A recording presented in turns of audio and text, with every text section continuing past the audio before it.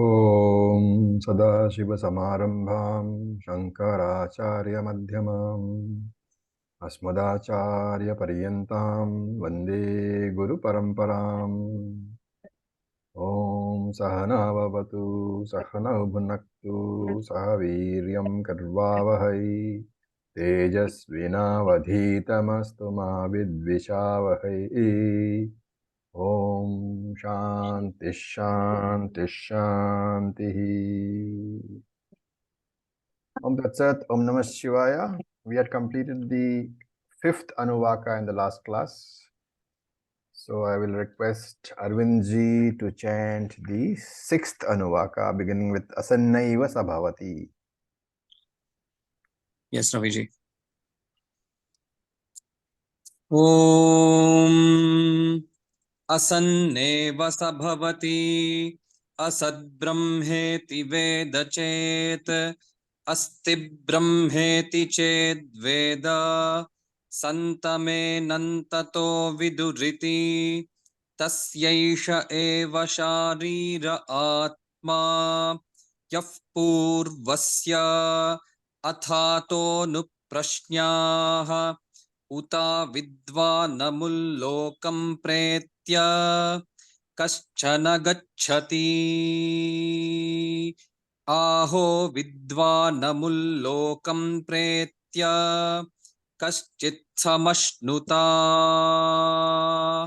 उ सोकामयता बहुस्यां प्रजायेयेति सतपोतप्यता सतपस्तप इदगं सर्वमसृजत यदिदं किंच तत्सृष्ट्वा तदेवानुप्राविशत् तदनुप्रविश्य सच्चत्यच्चाभवत् निरुक्तञ्च निरुक्तञ्च निलयनञ्च निलयनञ्च विज्ञानञ्च विज्ञानञ्च सत्यञ्चानृतञ्च सत्यमभवत् यदिदं किंच तत्सत्यमित्याचक्षते तदप्येष श्लोको भवति. Thank you, Arvind ji. Okay, so you would have noticed that Arvind extended in two places. There is a Pluta, Gacchati, and Ashnuta. I'm sure you know from your chanting classes, so I'm not going into the grammar part of it. So with this mantra, we are entering the sixth Anuvaka. Now you'll notice that after Anandamaya Kosha, we mentioned this in the last class also. After Anandamaya Kosha, sorry, I'll just mute your. Okay. We mentioned the last class also that after Anandamaya Kosha, there is no dealing with anything else, right? You're talking, this mantra therefore deals with Brahma Pucham. That is not a kosha, it is the very substratum, the Adhishthanam itself. And in this quotation, in this Rigmantra quotation, what is discussed is one of the areas of misunderstanding which is common even to serious Vedantic students. So the student, what does he do? He understands Annamaya Kosha, he understands Pranamaya, Manomaya, Vijnanamaya, it is easy to understand. Even Anandamaya Kosha is not very difficult to understand because Anandamaya Kosha is dealing with experiential Ananda, that happiness which everybody knows in the form of the three vrittis, Priya, Moda and Pramoda. That is the Anandamaya Kosha, and that everybody has happiness once in a way at least. So it's not very difficult to understand the Anandamaya Kosha. Now when he comes to after the kosha, when he comes to the very substratum, the Atma Ananda itself, then the student knows that anything which he has experienced earlier is Priya, Moda, Pramoda, and therefore belongs to the Anandamaya Kosha. But then what is this Atma Ananda, which is said to be different from that Kosha Ananda? And therefore, when will this Atma Ananda be experienced by me? When will it arrive? So that's the trap into which a Vedantic student can fall. What is the issue here? If this Ananda is eternal, then it cannot come or go for that matter, right? Why? Because anything which comes becomes a state, in brackets, a state. And a state is temporary because there is an arrival and a departure. So anything which you experience is a state, and this very mysterious infinite Ananda, it cannot come and it cannot go, right? If it is infinite, where will it come from? And if it is infinite, where will it go to? Because everything agama apayanaha, coming and going, has to be classified where? Under Koshananda. At the same time, here is Shruti telling you that you cannot experience this Atma Ananda. And how do I then accept that such a thing exists? What is the answer? The answer is that this Atma Ananda is not something different from you. It is Brahman itself. And you cannot negate Atma, right? The very word Atma, what does it mean? I. And if you say Atma does not exist, then you are saying I do not exist, which is not possible. Why is that so? Because you are the one saying it. You cannot say that you don't exist. The very fact that you are saying that you do not exist itself indicates that you exist. So negation of Atma or negation of Brahman is illogical, right?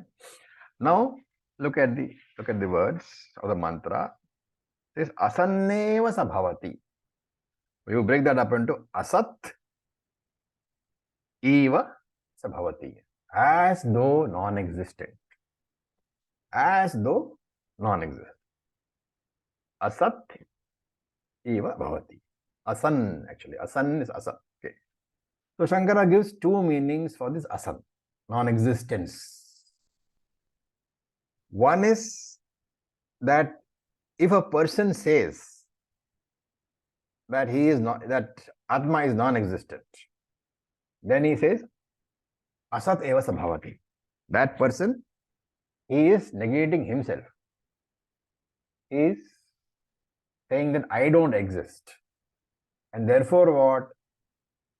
A person who doesn't believe in Atma, where is the question of moksha for him? Because it is in the understanding that I am the Atma that moksha is there. Correct. So Shankara says that if you don't accept the existence of Atma or Brahman, you are existing the very self, existing your own existence. You are negating your own existence. And therefore you are not fit for attaining moksha, which means it will not be possible for you as long as you don't accept the fact that you are Atma and therefore Atma exists. It will not be possible for you to get moksha in this birth. So that is the first meaning, that the negator becomes unfit for attaining moksha. And the second meaning of asat is, Shankara says, adharmikaha, because dharma becomes meaningful to us when we pursue the goal of moksha. And if I don't accept Brahman, then the goal of moksha is not there for me. And if the goal of moksha is not there for me, the Shastra becomes irrelevant for me. I don't believe in the Shastram at all. And the person who does not believe in the Shastram is not a dharmika person. So two meanings. One is the person who says that Brahman is not there is unfit for getting moksha. The other is that he is a adharmika purusha, is a person who is not dharmika. And therefore, the Shruti says, asad brahmeti ved chet. Whichever person asad brahma iti ved. Chet means if a person asat brahma iti chet says that Brahman does not exist, what happens? As a non-existent person, can you get moksha? No, because when you say Brahman doesn't exist, you are saying I don't exist. When you are saying I don't exist, where is the question of your getting moksha? So for him, moksha is not possible. On the other hand, asti brahmeti chet veda. So we are going in sequence, right? The first one was asanneva sabhavati, then asad brahmeti ved chet. Now it is asti brahmeti chet ved. So astat brahma asti iti ved chet. So chet, iti chet. If a person accepts tad brahma asti, if a person accepts the existence of Brahman, then what happens? He understands that Brahman is the adhishthanam of everything. So Shankara gives it aspadam, the name aspadam. Aspadam is basically seat, or that which supports. So he says that person accepts that Brahman is the seat of everything, which means it is because of Brahman that everything is existing today. The entire world is existing because of Brahman.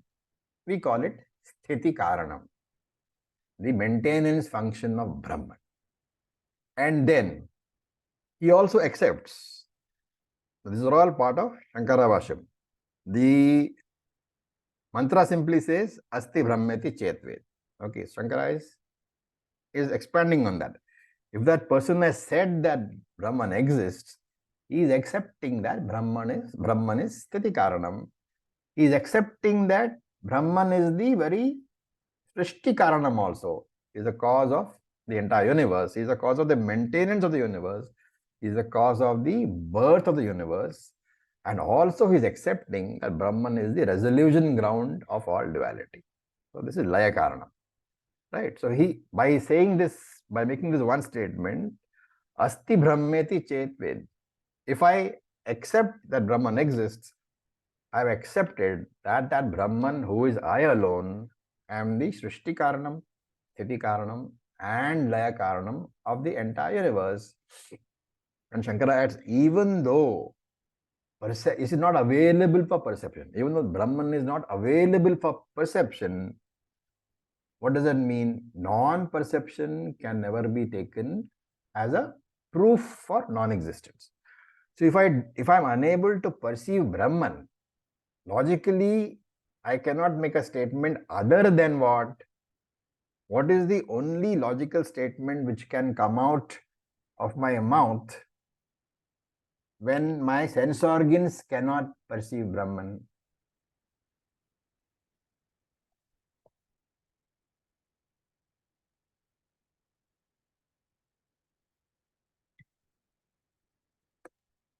Anybody?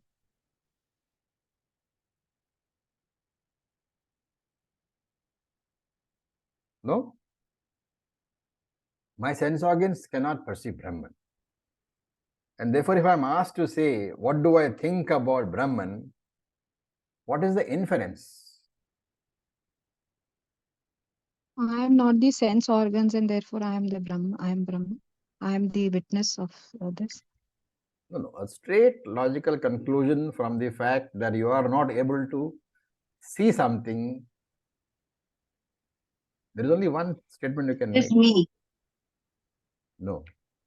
You can make a statement saying that Brahman is not available for perception. Aprameya. Right? Hmm. It's not available to my sense organs. What is this logical statement? Brahman cannot be perceived. But if I accept that Brahman exists, then Shastra is saying that you are existing because Brahman is you. And if you are existing, obviously, you can get moksha. So you have to accept the existence of this Atmananda or Brahmananda, even though you cannot experience. Right? There is only one thing. Remember, there's only one thing that can be proved without experience. What is that? I am. I exist is a statement everybody can make without any experience at all. Thus, if you accept the existence of Brahman, what you are saying is that I am accepting my own existence, which everybody does. Nobody ever says I don't exist. And the Shastra is saying, in this mantra, Shastra is saying, first thing, accept Brahman. Accept that Brahman exists. Asad Brahmeti Vedchet. You have to accept, Asti Brahmeti Vedchet. You have to accept that Brahman exists. And you study. And when you study, one day or the other, you will understand that I am not able to experience this Brahman because it doesn't exist as an object different from me, but it exists as I alone. Aham Brahma Asmi is the only way that you can know Brahman. And so he says, Santam enam tato vidurati. Santam, that person exists. Santam is or exists. Therefore, enam santam, that person exists. And he exists knowing that Brahman exists. In the sense, Viduhu, the wise people, they say that Tataha Santam Enam. That person who knows Brahman as existing, the wise people say that Santam, that person exists. And exists at what? Exists as what? Shankara says, in the form of Brahman itself. Okay.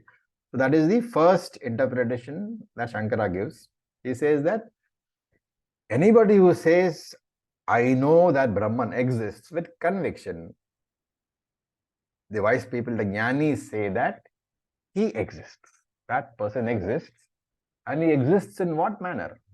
In the form of Brahman itself. It is Brahman alone who exists. When you say, I exist, you are saying Brahman exists. When you say Brahman exists, you are saying, I am the Brahman. I exist in that form. That is one meaning. Shankara gives another interpretation, which I said earlier, Asan, he takes as Adharmika. So it's an alternative interpretation. The one who thinks that Brahman does not exist, for him, since Brahman does not exist, moksha is not an objective for him, because moksha is what? Claiming yourself as Brahman. You will not claim yourself as something which does not exist. And this man says that Brahman does not exist. Therefore, for him, the final moksha purushartha becomes irrelevant. And if moksha purushartha becomes irrelevant, he does not have to do Shravanam, Mananam, Nididhyasanam. And if he does not have to do Shravanam, Mananam, Nididhyasanam, then Karma Yoga and Upasana Yoga also becomes irrelevant for him. Right? So, which means that for him, the entire path of Veda, the Karma Kanda, as well as the Jnana Kanda, they become irrelevant for him. And Shankara adds, for him, such a person, Varnashrama Dharma, that scheme of Varna and Ashrama also becomes irrelevant because it is based on Varnashrama that all sort of rituals are there. And this person becomes filled with Ashraddha, cynicism, because he does not believe the Veda at all. And therefore, for him, there is no relevance of any of the sadhanas, because sadhanas are meant only for attainment of moksha. And Shankara adds here that remember that Varnashrama Vyavastha is meant only for Chitta Shuddhi, for Jnana Yogyata. It is not meant for material prosperity, and therefore such a person is a Nastika, which we said earlier. Asadhuhu is the word Shankara uses. Asadhuhu uchyate. That person is immoral, is unethical. So with this, Vidur iti. The iti indicates that the ring mantra is over. Then the rest of it we will read. Tasyaisha eva dharira atma yaf purvasya. That's part of the mullam. So tasya purvasya. For the earlier kosha, what happens? Within this earlier kosha is the Atma. What is this earlier kosha? It was the Anandamaya Atma. Within this Anandamaya Atma is what is the Atma. Therefore, he is saying that the Atma is the essence of the Anandamaya Kosha.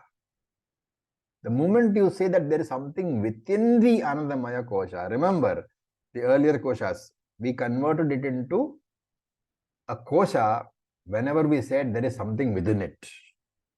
So we converted Vijnanamaya to kosha when we said Anandamaya kosha is within that Vijnanamaya kosha. Now here you are actually saying that Atma, the Atma Ananda is within the Anandamaya kosha. Therefore, the first step you are taking, you are converting the Anandamaya into Anandamaya kosha. And with that, the Anandamaya kosha topic is over. And again, we have to recall that the Anandamaya kosha consists of Priya, Moda, Pramoda, as well as Brahman. Right? So Anandamaya is a mixture of Anatma and Atma like all other koshas. Here we are simply talking about Anandamaya because it is more subtle. And those three vrittis, those three thoughts, Priya, Moda, Pramoda, are there in Anandamaya kosha, but Atma is also there. Now, if you analyze what we have said, right? Shankara here is clarifying that this Rig mantra is referring to what? Brahman and not the kosha. Shankara gives a clarification that this Rig mantra is talking about Ananda Atma, not the Anandamaya kosha. Ananda Atma is Brahman alone.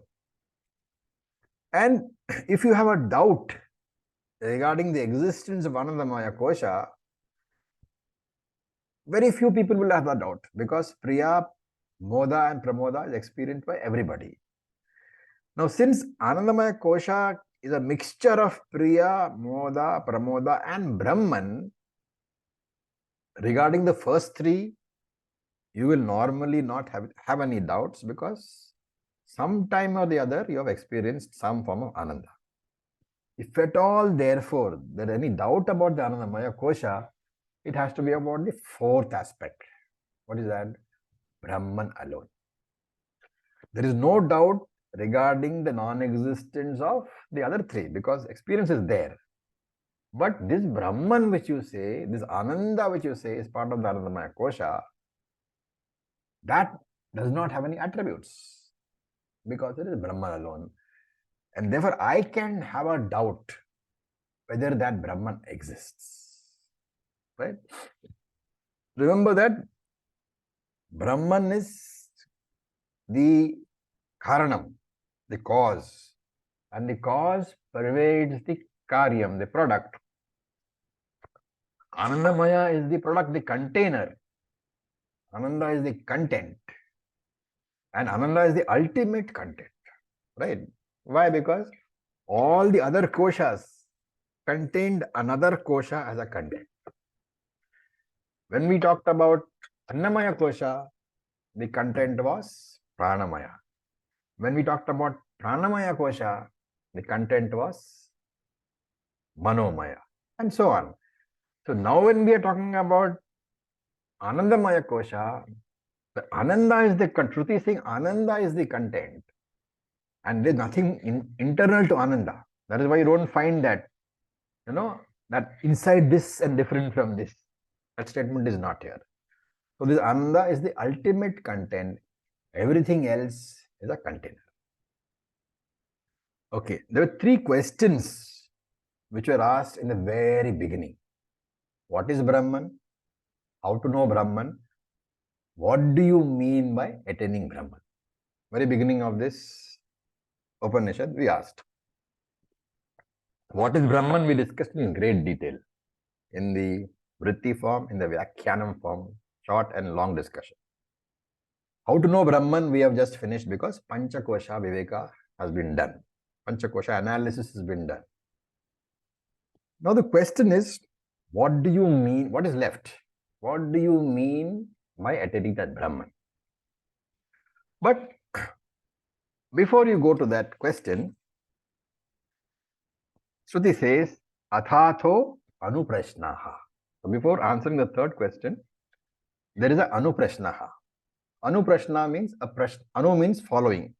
Prashna is a question. Anuprashna means a question following something which has been said. So the teaching portion, right?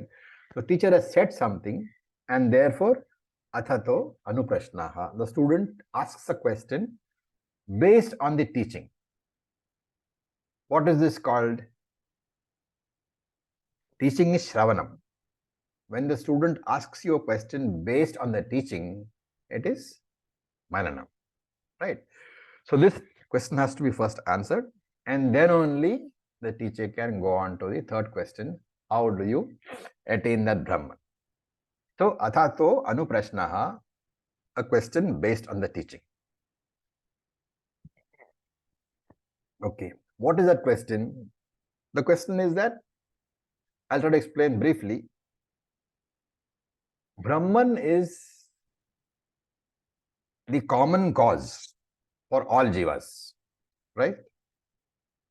Because from Brahman everything emerges. Akasha, Vayu, everything comes, subtle five bhutanis and sukshma and sthula five bhutanis, subtle five elements, gross five elements. Everything comes from Brahman alone. Therefore, Brahman is the primal cause, the common cause for everything, starting from space, ending with jivas. Now, if I say Brahman is the cause for jivas, I am saying all the jivas. So whether the jiva is a jnani or a ajnani, Brahman is still the cause, right? Now, what did you say earlier? That Brahman is laya karanam. So what can the question be? Can anybody guess? If I am saying that Brahman is laya karanam, and I am saying that Brahman is also the srishti karanam for ajnani jiva and jnani jiva, what is a possible doubt?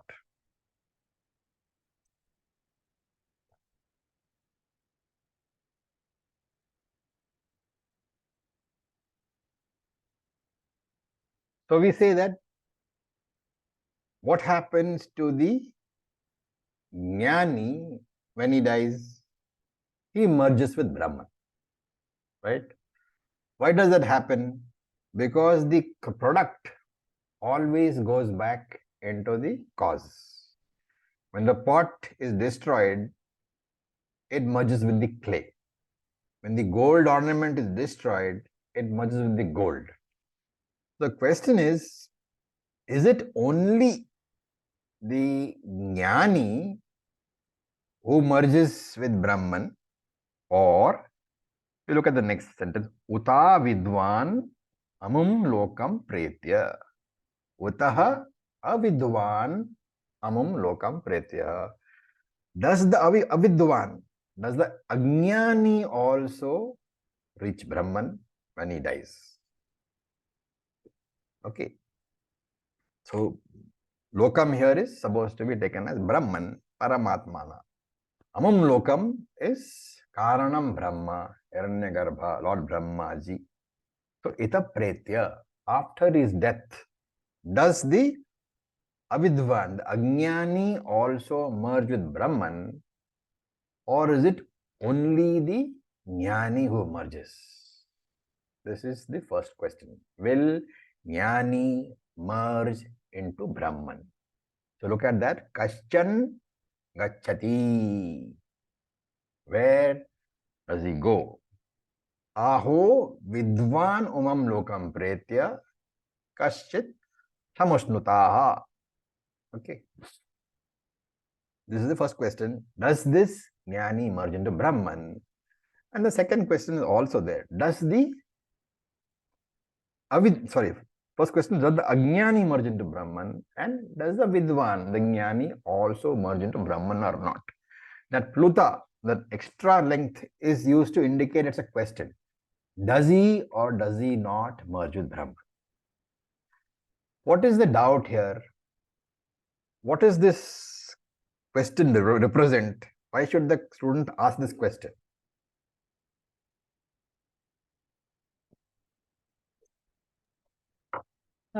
If both are going to merge into Brahman only, then why does one have to go through the process of Shravanam, Mananam, Right. Manidhyas? Why not just wait and then merge into Brahman?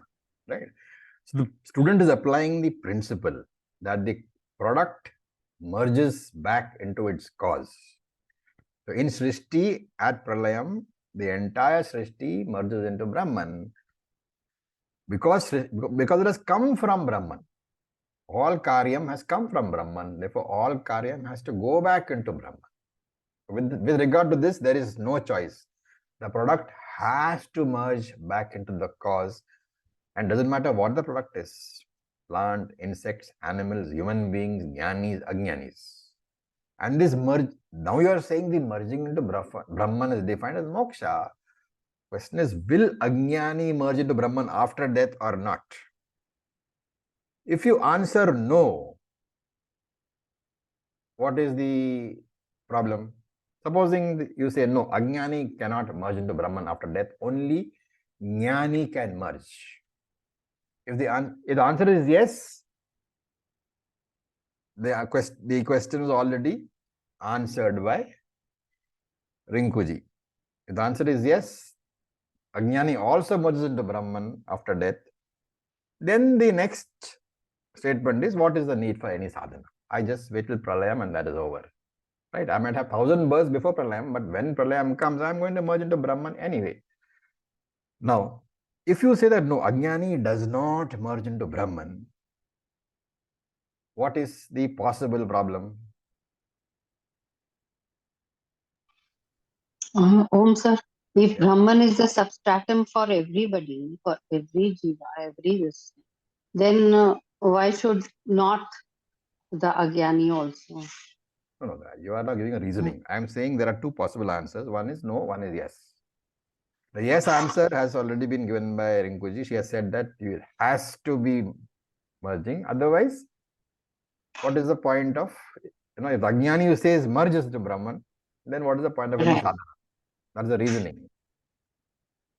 Now, if the answer can either be yes or no, right? If you say yes, then there's no need for any sadhana. Why should you study? If you say no, Ajnani does not merge into Brahman after death, only Jnani can merge into Brahman, what is the problem? Problem is that the product has to merge into the cause. And if you are saying Ajnani will not merge into Brahman, what are you saying? Selective, something you are. What are you saying? Brahman is not the cause. Yes, there is some other. And if Brahman is not the cause of the jiva, Ajnani is the jiva, then Brahman is not the cause for Jnani also. And therefore, neither Ajnani can merge nor Jnani can merge because Brahman is not the cause. And if you say yes, then the question remains, why should there be any sadhana at all? Okay. Now, that's one question, right? So we'll park it. Now, here is a purely grammatical point. Shankara says that the wording of the question, prashnaha, okay, it's purely grammatic. You need not, dwell on this. But in Sanskrit, there are three cases. There is a single, dual, and plural. Okay. Now, if only two questions have been asked, right? But it says anuprashnaha, which means more than two questions. Shankara says the Shruti is using the word anuprashnaha, which is the plural case. Plural in Sanskrit means more than two. And therefore, there should be three questions, but there are only two questions. Shankara himself gives the solution by saying there are actually three questions, but the third question is implied. It has to be extracted. And once you extract that third question, then there are three questions. So, anuprashnaha is correct. Now, what are these? So, look at the words of the mantra. Asanneva sabhavati. All that. up to Santamenam Tato Viduruti. There the Shruti has introduced two types of people, Astikas, Nastikas. Those who believe in the existence of Brahman and those who do not believe in the existence of Brahman, right? Now, Brahman is not available for your perception by the sense organs. Okay. The question is that if I believe that Brahman exists, then only the other two questions are relevant, right? If I don't believe that Brahman exists, these two questions are not relevant at all. What are the two questions? Before we forget.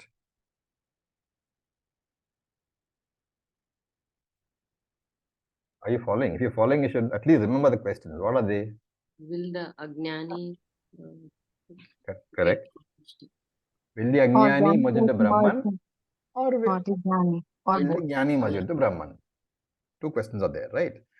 Now, Shankara says that those two questions are relevant for whom? For only the Astika, right? The Nastika believes that Brahman is not there. So, for him, there is no question of asking whether Jnani or Ajnani will merge with Brahman or not. And therefore, the first question he says is an implied question. Does Brahman exist or not? This has to come before these two questions. So first you have to answer the question of whether Brahman exists or whether Brahman does not exist. If you say Brahman does not exist, then the other two questions need not be asked. If you say Brahman exists, then only you have to ask the other two questions. And therefore Shankara in his Bhashyam says, let us first try to find an answer to this implied question whether Brahman exists or not. Okay, the rest of the Shruti up to Anuvaka and part of Anuvaka number 8, Anuvaka 6, the rest of Anuvaka 6, Anuvaka 7, and Anuvaka, half of Anuvaka 8, up to, there's something called, there's an Iti, up to an Iti over there, we'll see when we come to that. Up to that is basically an answer to this unasked question, to this implied question. Okay, that we have to understand. Why is the rest of the discussion going on is because there is an implied question. Brahman exists or not? Brahman asti va nasti? And that question is going to be answered. And 7 reasons are given by Shankara for the existence of Brahman. Right?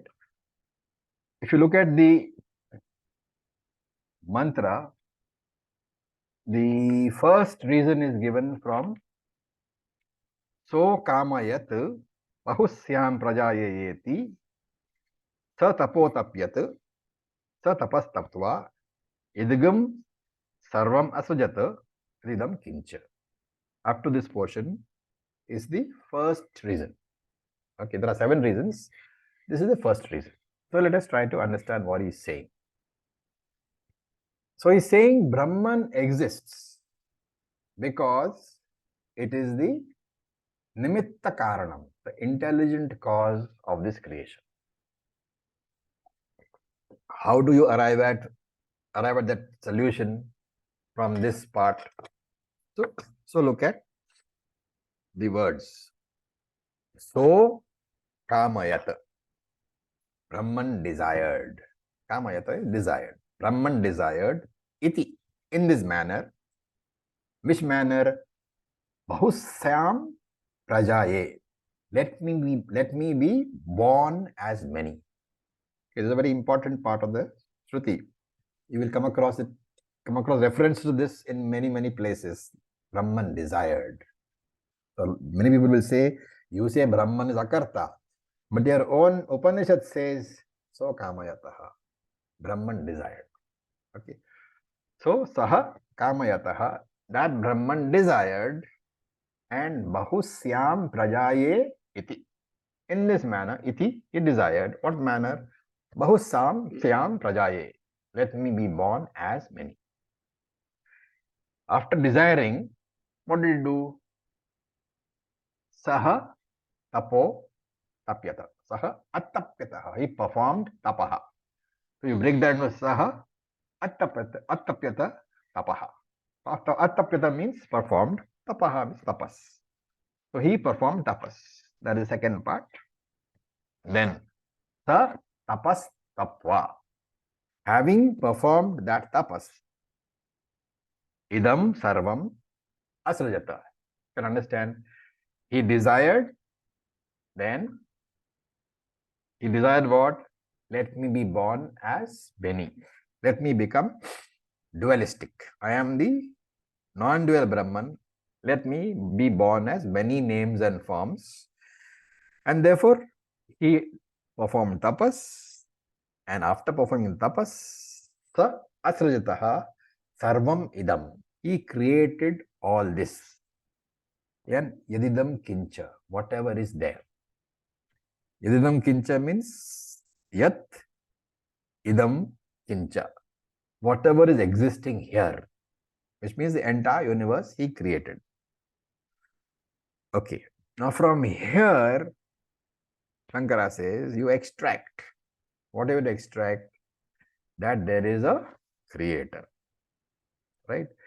The idea is based on what principle? Whenever I see any product, right, which has, let us say, I see a grinder mixture, right? So it is a product made for a specific purpose, functioning in a particular manner. What have you to understand? What have you to conclude? This product, this grinder mixer was conceived, designed and produced by someone who had intelligence. Now, sometimes I am able to see the designer and sometimes I am not able to see the designer. Right? But even if the table in my house does not come along with the carpenter, right? When I go and buy the table, I buy from a shop. But I don't get the carpenter along with the table. Even then, I have no doubt that a nimitta karanam was there for the table. The upadana karanam is the wood. The nimitta karanam is the carpenter. I have no doubt that nimitta karanam is there. So you can extend that argument. If any product that you see has an intelligent design and fulfills a purpose, then there has to be a nimitta karana. So you look at the whole universe, mountains, trees, rivers, oceans, ozone layer, right? The movement around the earth, movement around the sun, the revolving movement around itself. Even if one of these various parts of creation is missing, our planet could not support life. And therefore, you say that this creation is purposeful, it is intelligent, it cannot be random, it has had an intelligent creator. And so he's saying, Saha Kamayataha. Okay, that Brahman. Now, how do you answer the question? Brahman is Akarta, so how can you say he desired? If somebody comes upon objects, you are giving a class and you're explaining this and you say Brahman desired. And that student says, no, you just told me Brahman is Akarta. How can you say he desired? What is the answer?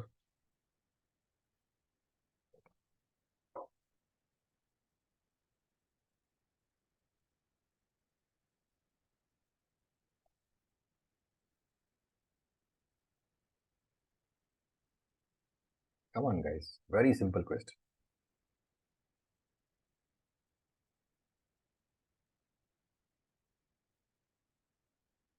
Don't tell me. You don't know the answer?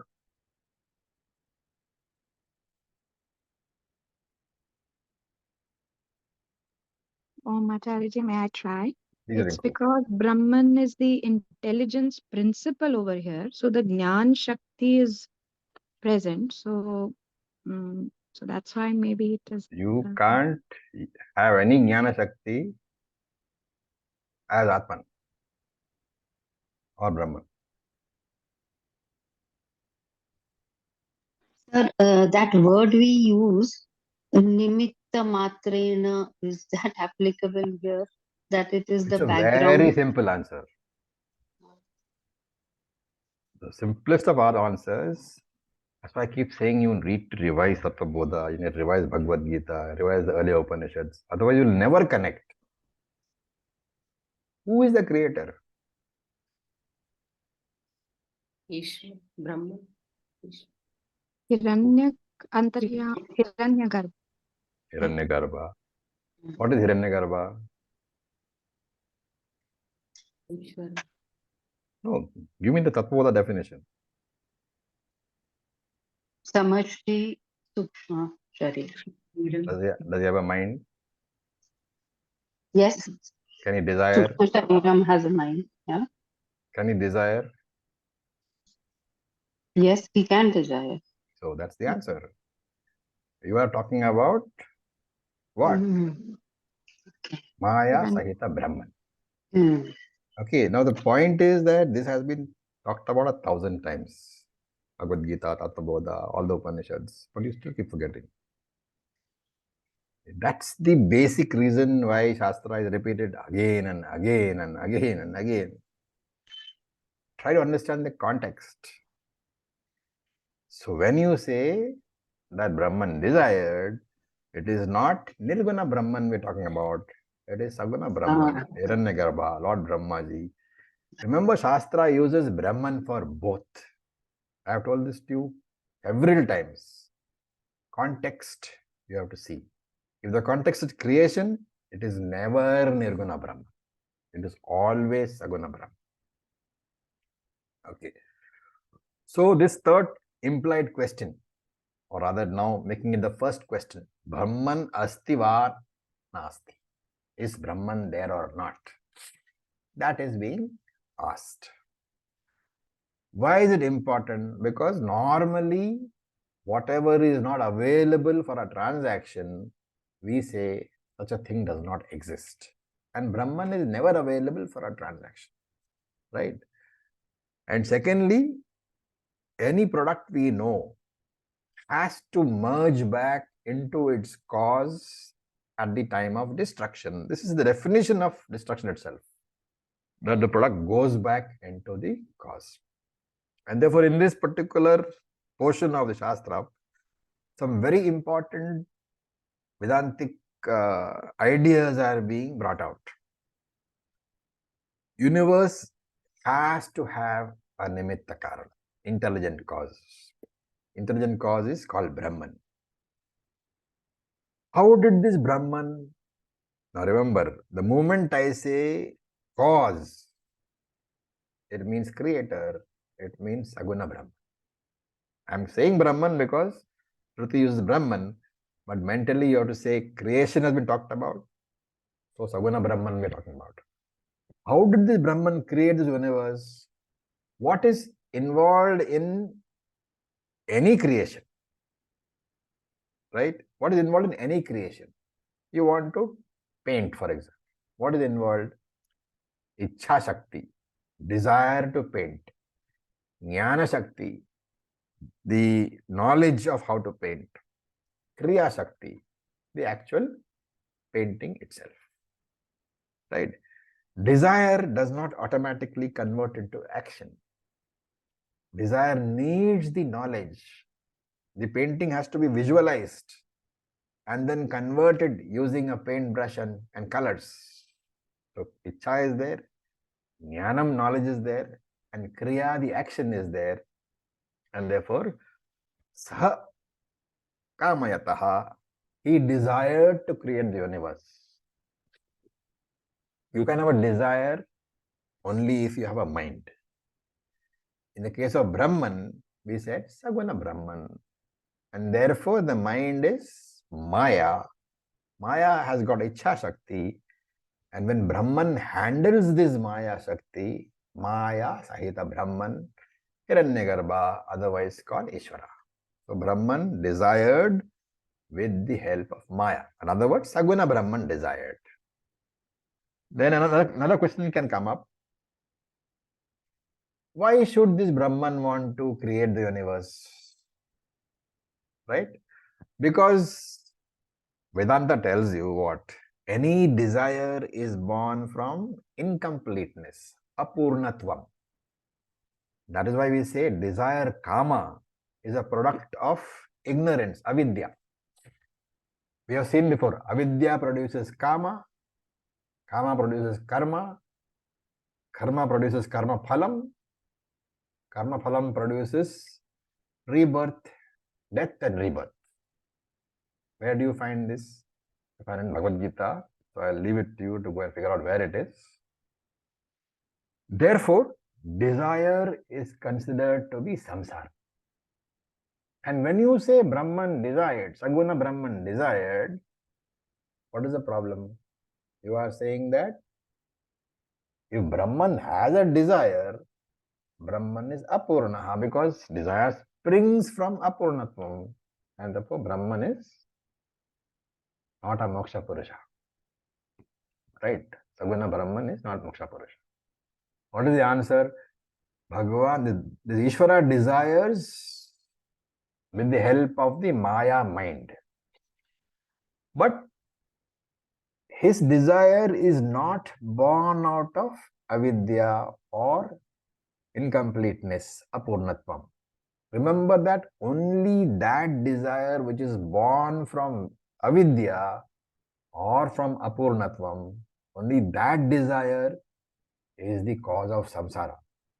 Desires not born out of apurnatvam, we gave it a name in Bhagavad Gita, non-binding desires.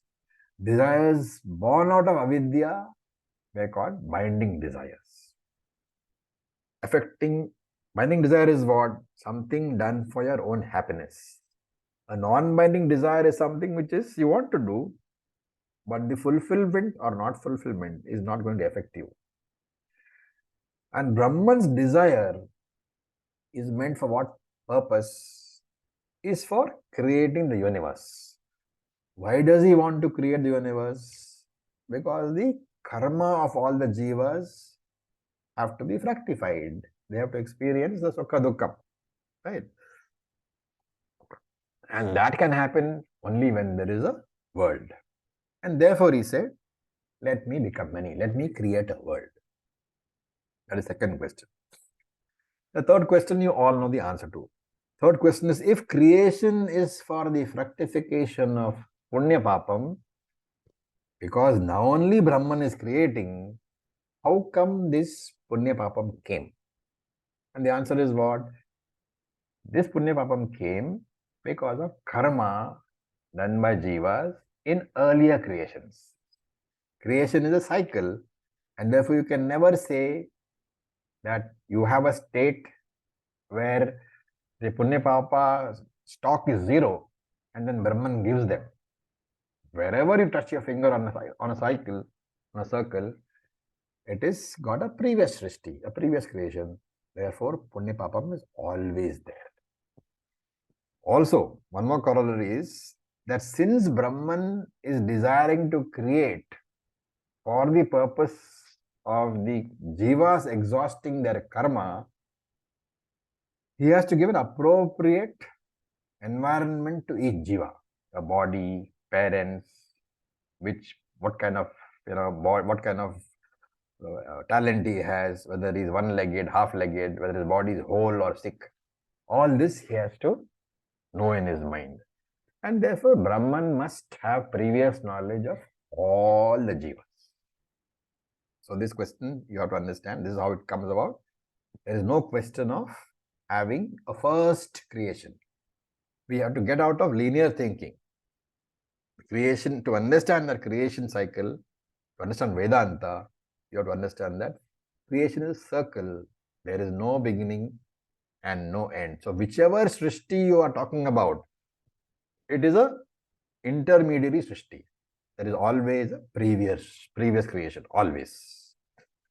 And Bhagavan's desire is basically for ensuring that there is environment for jivas to progress.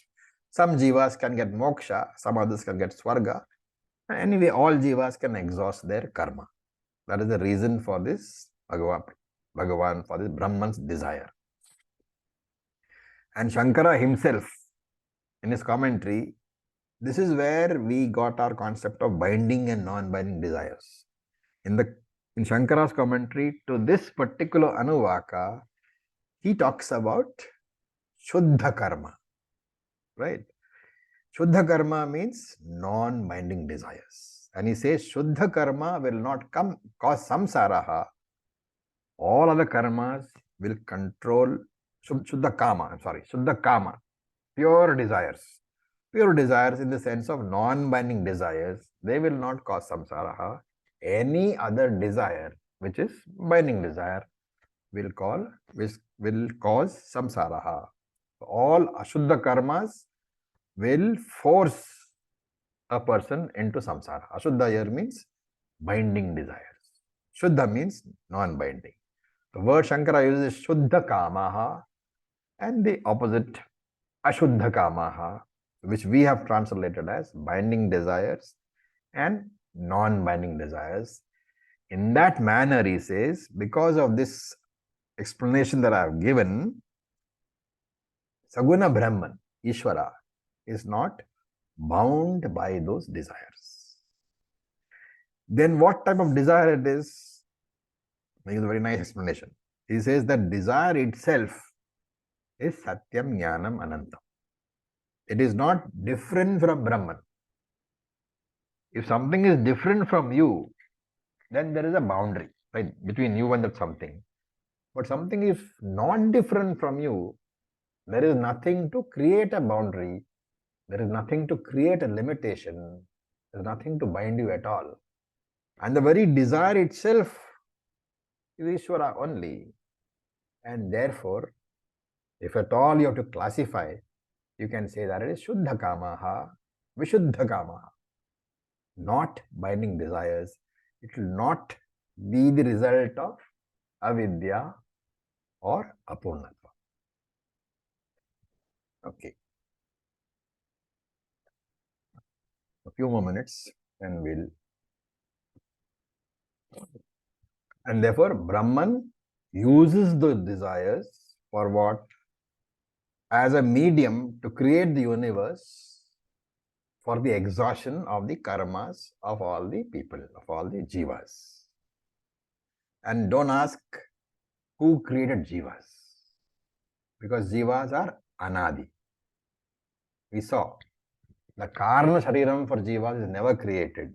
Only the sukshma and the sthula is created. This for jivas are always there. They are always carrying karma, and in every creation, karma has to be exhausted. Therefore, Brahman creates the universe for the exhaustion of that karma, but it does not mean that Brahman is dependent upon that karma. Karma is Shuddha karma only. And therefore, iti, in this manner, he said, Bahusyam prajayeti. Let me be born as many. Okay. With this, we'll stop for today. Any questions? Om Acharya. Yeah. So this word about so kamayatta. Saha akamayataha. You can see the avagraha over there. Correct. So you have to make it as saha akamayataha. He desired. So doesn't mean negating the kama. No. When you say he wanted to do something, like asrajataha. Asrajata just means that he created. Sujam is the creation. Asrajata means created. Kama, when you say somebody desired, akamayataha. He desired. Oh, okay. Thank you. Om Acharya ji. Yes, please. So you mentioned that jiva are anadi, and therefore karma should also be anadi, because at the time of the first creation, there is no first creation. If you're still asking that question, there's a big problem. Okay. So that is why I wanted the clarification, There because is no first creation. right, I get it now. Thank you. Yeah. Om sir, out of the 7 reasons you mentioned, this is the Only third one one we have which we are not. discussed. Yeah. We are still on the first one. Yes, got it. And when we mentioned about anybody saying that, like a Purva Pakshi saying that you are saying that Brahman created, Brahman did tapas.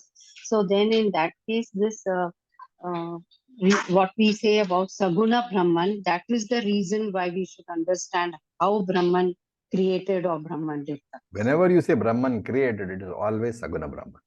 Nirguna Brahman cannot create. Right. Thank you. Okay, so with this we'll stop today. And again, I'll request you, please go through. We are all in very, very heavy sections. Unless you are familiar with each section when you come to the next class, there will be a problem in understanding. Om Purnamadah Purnamidam Purnat Purnam Udachyate Purnasya Purnamadaya Purnam Eva Vasishyate. Om Shanti Shanti Shanti. Om Tat Sat. Om Namah Shivaya. Thank you for your patience. Om Om. That's